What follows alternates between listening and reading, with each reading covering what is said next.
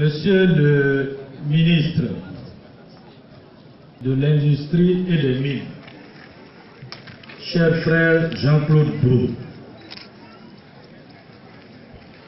Monsieur le préfet du département de Tiapoum, assurant l'intérim de Monsieur le préfet de la région du Sud Comoé, préfet du département d'Aboisseau, Mesdames et Messieurs les membres du corps préfectoral, Mesdames et Messieurs les élus, parmi lesquels je voudrais citer particulièrement deux, à savoir Monsieur le Président du Conseil régional du Sud Comoé, par ailleurs président du conseil d'administration de S2C, cher frère Akaoulé.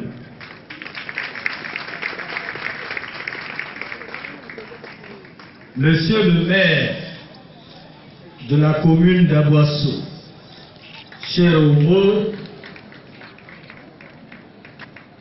Monsieur les représentants des partenaires techniques et financiers, je voulais citer tout particulièrement Madame la représentante de la Banque africaine de développement, Monsieur le représentant de la Banque africaine de développement et Madame la représentante de l'Agence française de développement. Monsieur le directeur de cabinet et tous les membres de l'administration centrale et l'administration déconcentrée, Mesdames et Messieurs les présidents des conseils d'administration des structures sous tutelle, Mesdames et Messieurs les directeurs généraux, directeurs centraux, chefs de service, Mesdames et Messieurs les représentants des organisations professionnelles agricoles, honorables et distingués chefs traditionnels, chefs coutumiers et rois, honorables guides religieux, honorables invités, Mesdames et Messieurs, Njahio, Njahio, Mahio, Mahio.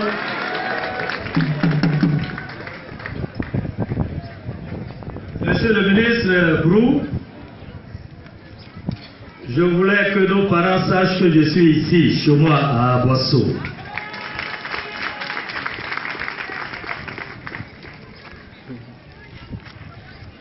Chers représentants des autres communautés, je vous dis Anis Sawama. S'il y a des sénoufos et il n'y a pas de raison qu'il n'y en ait pas, il faut tamana.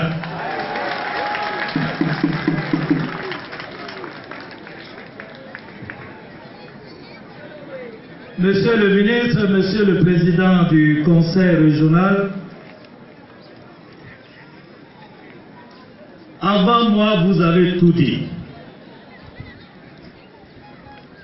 Je n'ai vraiment pas grand-chose à ajouter. Mais je suis ici au nom du président de la République, au nom du vice-président de la République et au nom du Premier ministre chef du gouvernement.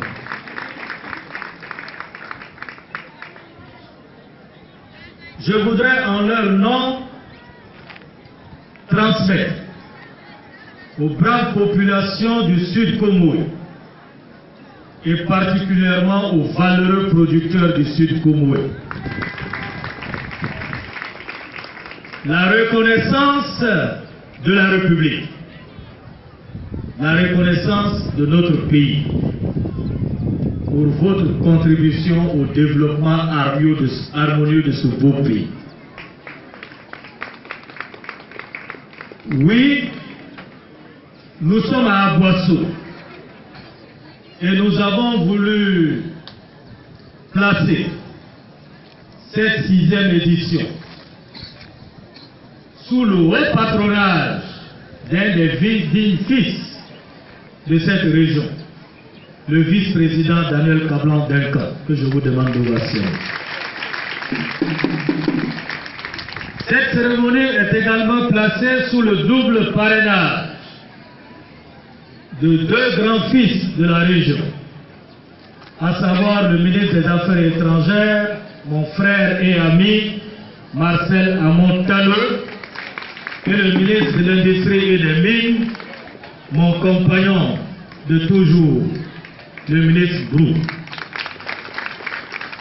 Monsieur le ministre Brou, vous pourrez être notre interprète auprès du vice-président, ainsi qu'auprès du ministre des Affaires étrangères, pour les remerciements que nous souhaitons leur adresser. Eux qui ont bien voulu avec vous-même accepter de placer sous leur autorité les présentes journées. Mesdames et messieurs, je voudrais rendre hommage personnellement à tous les élus et cadres de cette région. Mais permettez que je puisse citer quelques-uns d'entre eux. Je voulais commencer par le vice-président, Daniel Kablan-Duncan. Quand vous voulez parler de Duncan, vous pouvez en avoir pour une journée. En ce qui me concerne, je voudrais témoigner ici que c'est avec plaisir que je l'ai eu comme patron d'abord en tant que Premier ministre et je disais à Duncan, quand j'en avais l'occasion, c'est le travail qui repose Duncan et c'est le repos qui le fatigue. Et je le dis souvent, c'est pour saluer la qualité que tout le monde lui connaît. Un gros travailleur. Nous avons à ce propos plusieurs anecdotes. Bruce se souviendra certainement. On s'est déjà trouvé une fois dans un avion avec Duncan. Quand vous allez en mission, le travail commence dans l'avion. Et lorsque nous revenons de l'Inde, il y avait moi-même, il y avait Brou et Hachi Patrick. Moi j'ai dit à Brou, je suis sûr qu'il va nous faire travailler dans l'avion. Donc dès que l'avion a décollé, je me suis couvert, j'ai fait comme si je dormais. Et quand je me suis réveillé, je suis allé le trouver avec Hachi Patrick en train de le faire travailler. En tout cas, permettez que je remercie et que je rende hommage à ce haut serviteur de l'État. Je voudrais rendre hommage également au ministre Marcel Amon-Tano, qui est un compagnon de lutte. Oui, nous nous connaissons dans les couloirs de la lutte pour une quête de démocratie et de liberté dans notre pays. Depuis ces jours jusqu'à aujourd'hui, j'ai toujours apprécié le calme olympien de Marcel Amon-Tano face aux situations, quelles qu'elles soient, et son efficacité. Je voudrais ici que son représentant puisse lui transmettre toute notre amitié. Oui, le ministre Jean-Claude Brou avec qui j'ai appris à travailler de concert, et il l'a dit, nos départements sont voisins.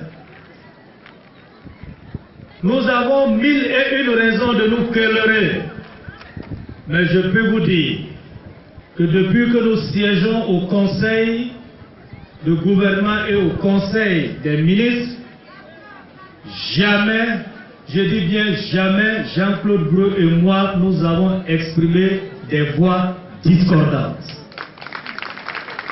Parce que j'ai compris qu'il avait placé au-dessus de tout l'intérêt du pays. Et avant d'envoyer le dossier en conseil, nous nous concertons toujours. C'est un exemple de collaboration que je voudrais saluer ici publiquement. Et dire que j'ai apprécié particulièrement ses compétences, sa discrétion et son efficacité. Monsieur Jean-Claude Brou, chers amis et chers frères, c'est sur vous que le monde agricole compte pour transformer les productions agricoles ici sur place dans notre pays. Et sous l'impulsion du Premier ministre et conformément à la vision du chef de l'État, nous vous en savons capables. Maintenant, j'en arrive à mon ami et frère Akaoulé. Nous avons appartenu à un gouvernement pour quelques mois seulement. Mais cela a suffi pour allumer entre nous l'étincelle qui n'a jamais faibli jusqu'à aujourd'hui. Je voudrais saluer sa qualité d'homme, humble, travailleur acharné, toujours soucieux du développement des populations qui lui ont fait confiance en l'élisant député et président du conseil régional. Si nous sommes ici à Aboisseau, à cette date, nous le devons en partie à Aka Aoulé. Parce qu'en 2014, il était à Ferké et il a vu les jades à ce niveau. Il représentait l'Assemblée nationale. Et il nous a dit, nous souhaiterons que l'étape d'Aboisseau vienne le plus vite possible.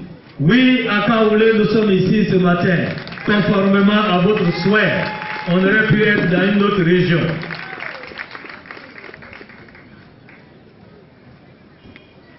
Permettez que je puisse dire que je ne suis pas venu seul.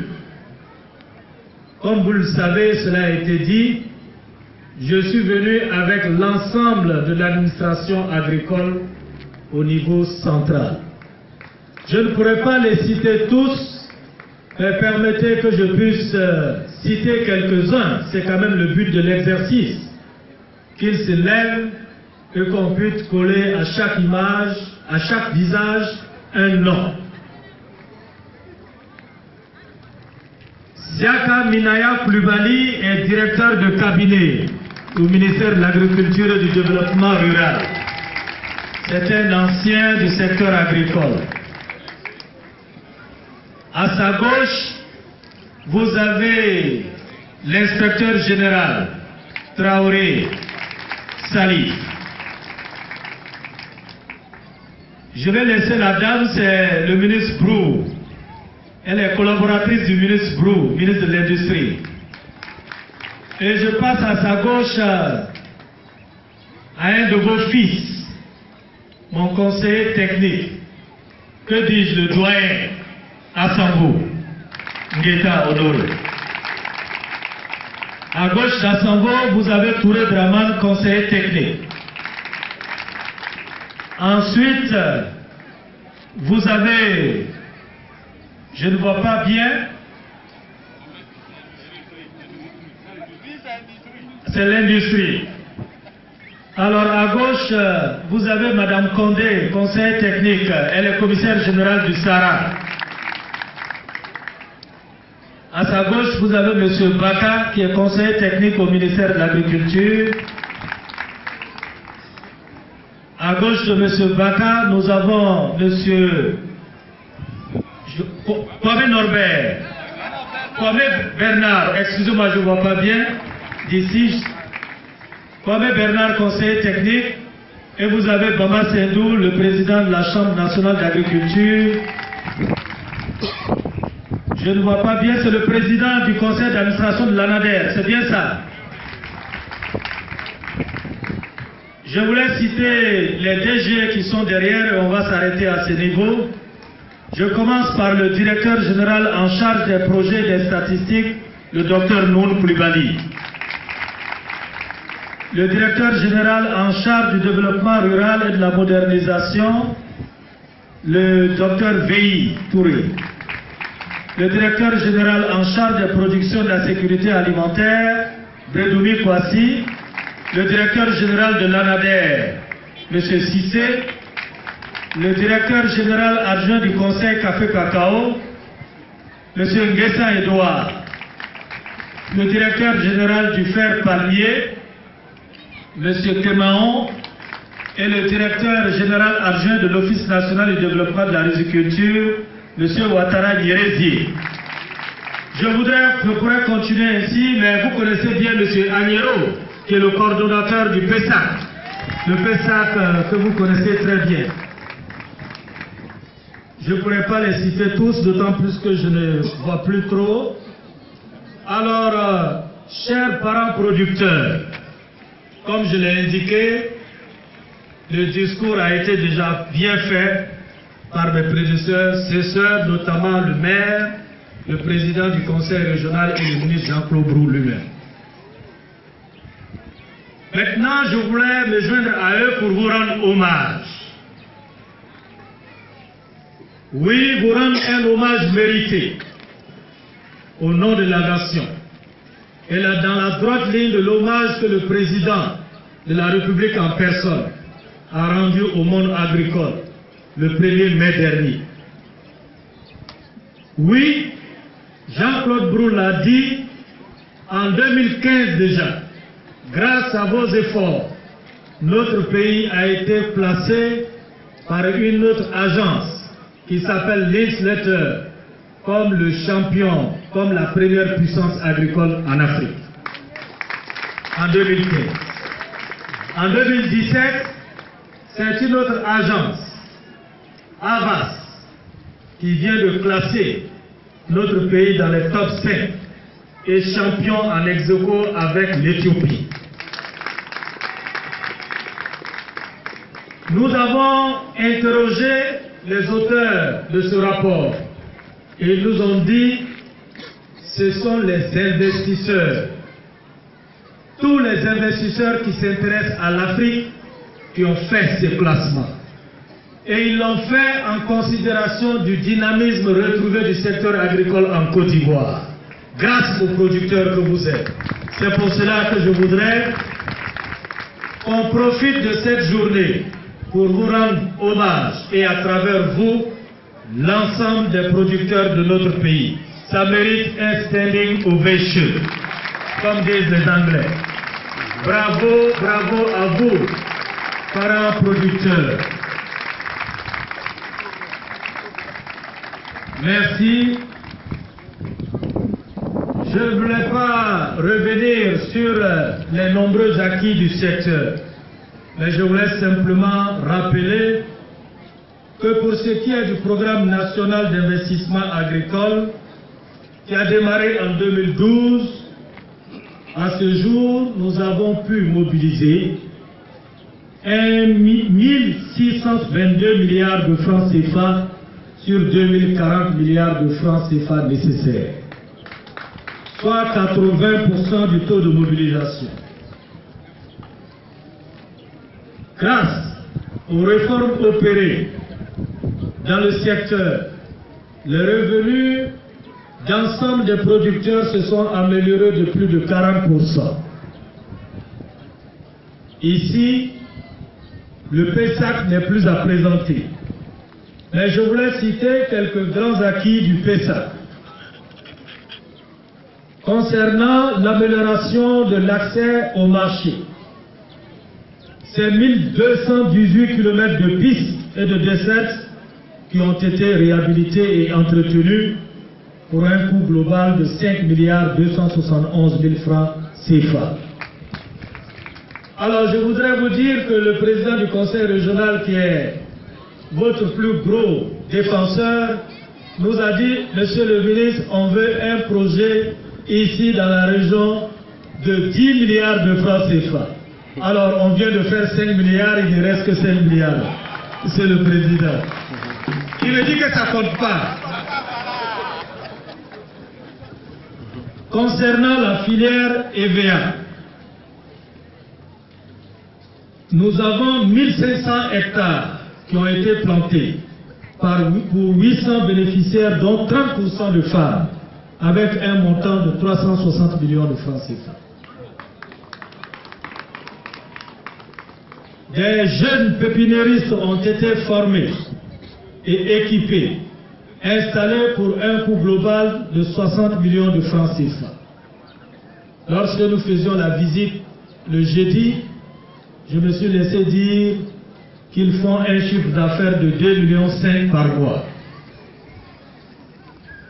Concernant la filière palmier à huile,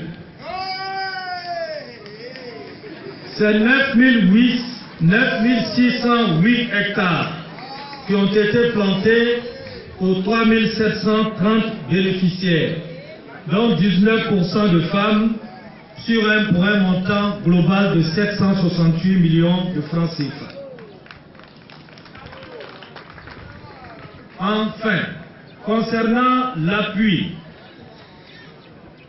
au développement des interprofessions, 19 sociétés coopératives ont été assistées, dont 7 intervenant dans la filière EVA et 12 dans la filière palmier à huile.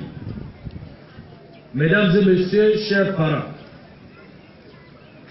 depuis plusieurs années, notre pays est confronté, comme la plupart des pays, à l'épineux problème du changement climatique qui bouleverse le calendrier culturel et impacte de manière négative notre agriculture.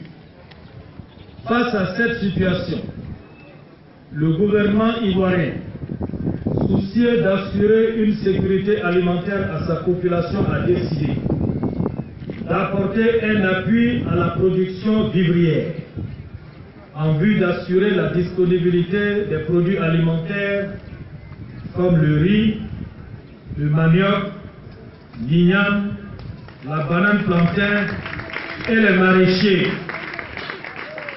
En attendant que cet appui se déploie dans la région du Sud Comoé, je suis venu ici aujourd'hui avec des kits agricoles d'une valeur d'à peu près 50 millions de francs CFA, ici représentés, qui représentent 25 tonnes d'engrais et de matériel et outillage pour 500 pulvérisateurs et 600 arroseurs et 600 houes industrielles.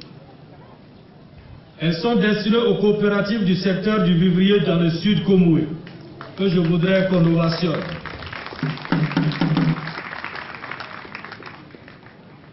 Je voudrais aussi vous informer que nous travaillons en collaboration avec les partenaires techniques et financiers pour adresser de façon efficace la question de la production vivrière tenant compte du changement climatique. Nous avions anticipé sur la question de la collaboration et la collaboration a été fructueuse. C'est pourquoi nous avons tenu pour ces jades à honorer 2 personnalités issues des partenaires techniques et financiers. Elles nous ont appuyés sur tous les fronts de la mobilisation des ressources, de la formulation des projets, du suivi de la bonne exécution des projets jusqu'à la fin des réflexions stratégiques. Je voudrais demander de bien vouloir ovationner encore une fois de plus M. Kassem Najer, agroéconomiste en chef à la division agriculture de la direction générale de la Banque africaine de développement, et Mme Valérie Rebou, chargé de mission agriculture, biodiversité et développement rural à l'Agence française de développement d'Abidjan. Nous avons aussi reconnu le travail d'un de nos frères, que dis-je, de nos papas, M. Brou Akabusa. Son parcours vous a été dit tout à l'heure. C'est un travailleur acharné. Et nous nous disons, au nom de la nation, toute notre reconnaissance.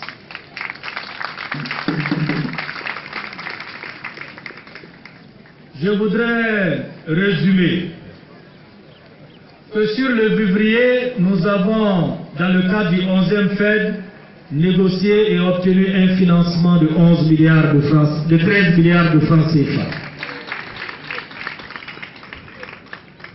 Vous voyez ici, ce matin, la direction générale du Conseil du café cacao nous a fait réceptionner 15 véhicules de type 4x4 que nous allons nous faire fort de remettre au ministre d'État, ministre de la Défense, pour la sécurisation des zones de production du cacao.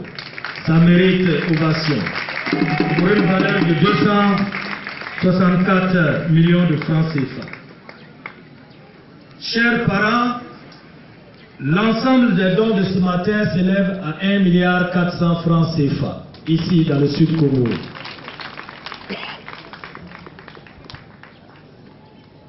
Permettez-moi maintenant d'aborder un certain nombre de questions, puisque hier, depuis notre arrivée, nous avons eu beaucoup d'audience.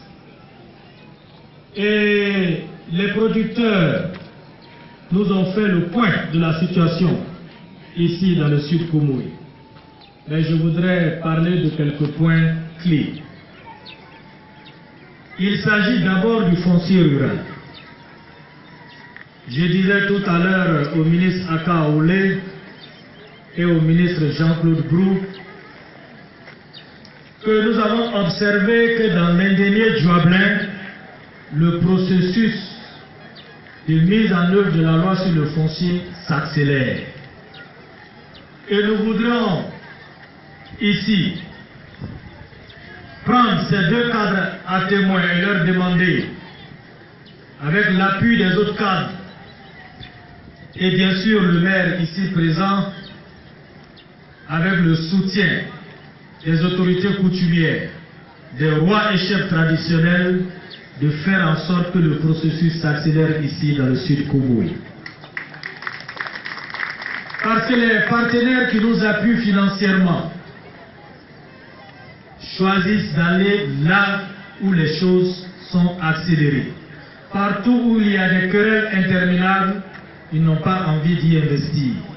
Donc j'en profite pour sensibiliser les producteurs, les chefs coutumiers et les rois et leur demander d'appuyer les cadres dans cette sensibilisation et aider à la sécurisation foncière. Aboisseau a été retenu pour la délimitation des territoires villageois. C'est une étape très importante. Et nous comptons sur vous pour faire en sorte qu'elle connaisse un franc succès. Merci d'avance. Monsieur le ministre de l'Industrie, il m'a échappé de vous souffler que l'orpaillage a fait l'objet de beaucoup d'échanges ici. Vous étiez mieux placé que moi pour en parler. Mais comme vous êtes de la région, je suis sûr que les occasions ne manqueront pas pour que vous en parliez. Mais j'ai été personnellement témoin de la mission que vous avez effectuée au Ghana pour que la pollution de la bière qui part du Ghana et qui touche notre pays, qu'une solution rapide soit trouvée. Je suis aussi témoin des actions que vous menez au sein du gouvernement et en dehors. Et la dernière initiative a été ce grand séminaire à Yamoussoukro, qui a regroupé l'ensemble du corps préfectoral et des chefs traditionnels du pays. Parce qu'en réalité, les orpailleurs sont toujours installés par des tuteurs. Et la plupart des tuteurs sont connus par les chefs traditionnels. Donc, honorables chefs traditionnels, chers parents, aidez-nous. C'est un véritable fléau. qui menacent juste à notre sécurité. Monsieur le ministre de l'Industrie sait très bien que le président de la République en personne suit ce dossier et je puis vous assurer qu'un moment viendra où l'État va passer à la phase répressive grandeur nature. Il est bon, et nous sommes d'avis avec le ministre de l'Industrie, qu'il faut structurer cette activité, faire en sorte que ceux qui l'exercent dans la légalité et respectent les normes de production. Le ministre des Eaux et Forêts n'a pas pu faire le déplacement, mais nous avons aussi la question des forêts classées. Elle est d'une grande acuité pour dire à tous nos parents qu'il ne sert à rien d'aller dans les forêts classées et produire, parce que quand viendra le moment de la répression, leurs efforts seront vains, malheureusement. Donc faites une sensibilisation. Le président de la République a pris un engagement à la tribune des Nations Unies et il a indiqué que nous allons promouvoir une agriculture zéro déforestation. Et beaucoup de financements sont prévus à cet effet et nous comptons sur le corps préfectoral pour veiller à ce que les forêts ne soient pas attaquées. Nous avons évoqué bien sûr la question des pistes.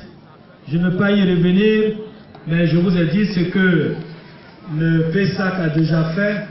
C'est une question que nous allons regarder à travers une stratégie globale avec le ministère des Infrastructures économiques, faire en sorte que les ressources de l'État, les ressources des filières, surtout la mutualisation des ressources, par exemple, entre la filière palmier EVA et la filière café-cacao, puissent permettre de reprofiler et d'entretenir les pistes de dessert agricoles.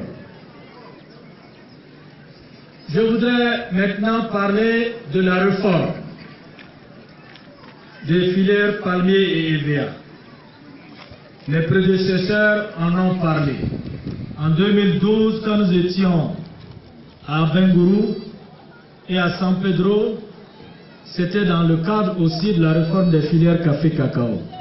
Aujourd'hui, nous sommes dans une grande zone de production de palmiers à huile et d'EVA.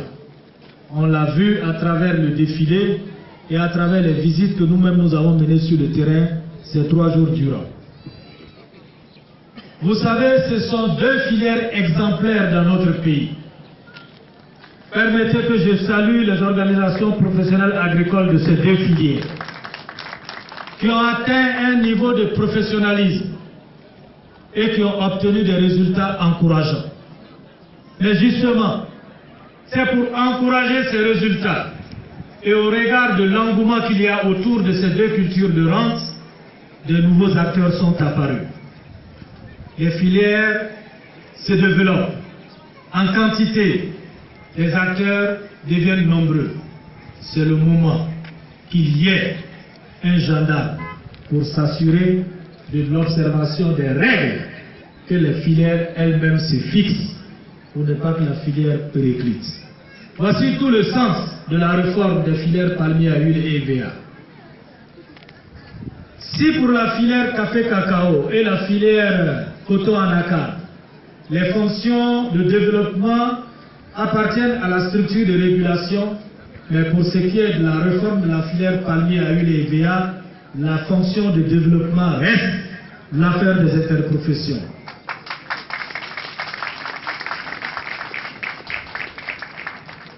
Je suis ici au nom du président de la République pour présenter cette réforme et la placer, selon ses indications, sous l'autorité morale des rois et chefs traditionnels de la région du Sud-Komoé. Ici à Aboasso, sous l'autorité morale du roi du Krenjabo, à qui nous avons rendu visite hier et qui nous a reçus selon les purs usages de notre tradition. Je voudrais profiter de ce micro pour lui dire merci pour l'accueil et les bénédictions dont il nous a accompagnés. Je suis sûr que ce n'est pas le fait du hasard que la pluie ne nous ait pas dérangés ici.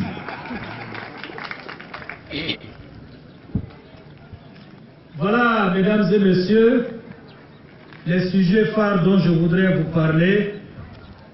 Pour terminer et clore mon propos, avant qu'on puisse passer en revue les stands d'exposition, je voulais annoncer ici que notre pays a été retenu pour abriter le Forum pour la résolution verte en Afrique.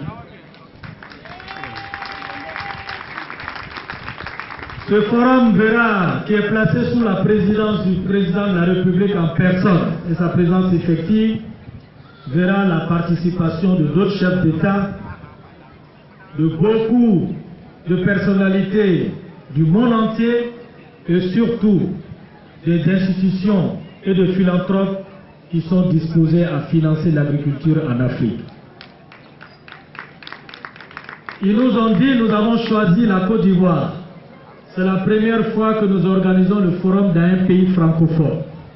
Nous voulons saluer le dynamisme du secteur agricole et nous sommes prêts à apporter des financements, tant pour le secteur public que le secteur privé. Je vous invite, coopératives, sociétés privées, tous acteurs, à vous préparer et à préparer des projets qui soient dignes de financement. Et avec l'appui de nos structures, vous pourrez accéder à des financements conséquents. Parce que j'avais représenté le chef de l'État à Nairobi et à cette occasion, c'est 30 milliards de dollars qui avaient été mobilisés pour financer l'agriculture en Afrique. Ça représente à peu près 15 000 milliards de francs CFA. Le président de Agra qui a été reçu par le président de la République nous a dit qu'il table à Abidjan sur 40 milliards de dollars, soit 20 000 milliards de francs CFA. Il est important que je puisse vous donner cette bonne nouvelle et vous demander de bien vouloir présenter des projets à nos services pour qu'on puisse faire le tri et présenter tous ces projets au conseil d'administration d'Agra au mois de décembre prochain. Mesdames et messieurs, c'est une volonté forte du président de la République, son Excellence Alassane Ouattara, qui se concrétise après celle des filières café, cacao et coton anacarde, de voir aussi la filière palmier à huile et EVA connaître leurs réformes et leurs structures de régulation. C'est sur cette note d'espoir que je voudrais encore une fois remercier les uns et les autres pour leur présence aussi bien qualitative que massive. Je souhaite à tous agréable journée et un bon retour dans vos localités respectives et des cas close les 6e journées de l'administration agricole délocalisée dans la région du Sud Comoé. Merci pour votre aimable attention.